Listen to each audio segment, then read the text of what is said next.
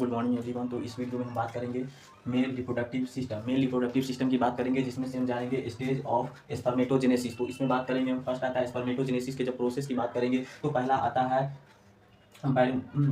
Primordial germ cell आता है। Primordial germ cell जो है वो at the time of birth to puberty stage, at the time of birth, जब यह जन्म से लेकर के और कहाँ तक होता है तो प्यूबर्टी स्टेज तक होता है, मीन्स क्या 14 से 16 वर्ष तक होता है। तो यह सेल जो है वो जन्म से लेकर के और 14 से 16 वर्ष तक कौन होता है, प्राइमोर्डियल जर्म सेल होता है। तो ये जाकर के क्या होता है, जो है वो जाकर के कन्वर्ट होता है स्पर्मेटोगोनिया सेल में। ये जो है जाकर के कन्वर्ट होगा किसमें, स्पर्मेटोगोनिया सेल में। अब ये स्पर्मेटोगोनिया सेल जो है यह कब होता है तो 14 से 16 वर्ष के बाद ये जाकर के कन्वर्ट किसमें होता है, स्पर्मेटोगोनिया सेल में होता है। ये स्पर्मेटोगोनिया सेल जो है वो 25 डेज के बाद क्या होता है, proliferate and increase number by the mitotic division. ये जो है माइटोटिक डिवीजन करके क्या करता है, नंबर को इंक्रीज करता है एंड प्रोलिफरेट करता है। कितने दिन के बाद, तो स्पर्मेटोगोनिया सेल बनने के 25 डेज के बाद ये जो है जाकर के कन्वर्ट होता है दो सेल में होता है, कन्वर्ट होता है। तो ये 2 सेल में कन्वर्ट हो गया। उसके बाद ये जो सेल है ये जाकर के क्या करेगा, 45+2 क्रोमोसोम का होता है। ये भी क्या होता है,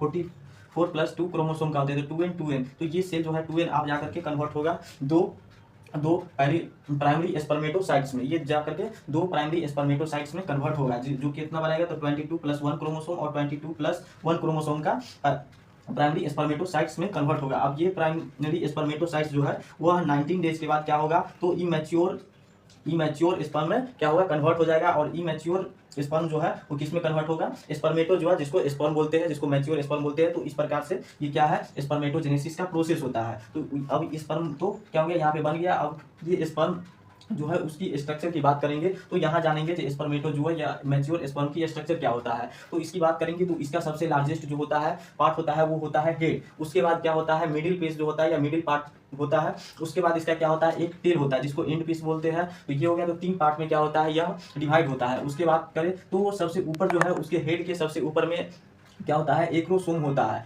ये हो गया। उसके बाद इसमें क्या होता है, हेड में एक लार्ज बड़ा सा क्या होता है, न्यूक्लियस होता है। न्यूक्लियस इसमें प्रेजेंट होता है, जिसको क्या कहा जाता है, तो जीन ट्रैक भी कहा जाता है। ये न्यूक्लियस को क्या कहा जाता है, जीन ट्रैक भी कहा जाता है। ये जीन ट्रैक क्या करता है, डीएनए में कन्वर्ट करता है। न्यूक्लियस में क्या होता है, डीएनए होता है, और डीएनए में क्या होता है, ये जो न्यूक्लियस है, न्यूक्लियस में डीएनए होता है, और डीएनए में क्या होता है, क्रोमोसोम होता है। तो क्रोमोसोम जो होगा तो क्रोमोसोम में क्या होगा, तो यही क्रोमोसोम में एक्स और वाई होता है क्रोमोसोम। तो ये हो गया जो कहाँ होगा, तो न्यूक्लियस में होगा। ये हो गया। उसके बाद मिडिल पीस में आएंगे तो मिडिल पीस में क्या होता है, तो माइटोकॉन्ड्रिया सिचुएटेड होता है। ये माइटोकॉन्ड्रिया इसमें होता है ताकि ये क्या कर सके, न्यूट्रिशन स्पर्म को जो है वह मोबिलिटी के लिए, मूवमेंट के लिए क्या कर सके, तो न्यूट्रिशन प्रोवाइड कर सके एंड एनर्जी दे सके। ये हो गया। उसके बाद बात करेंगे इसका लेंथ कितना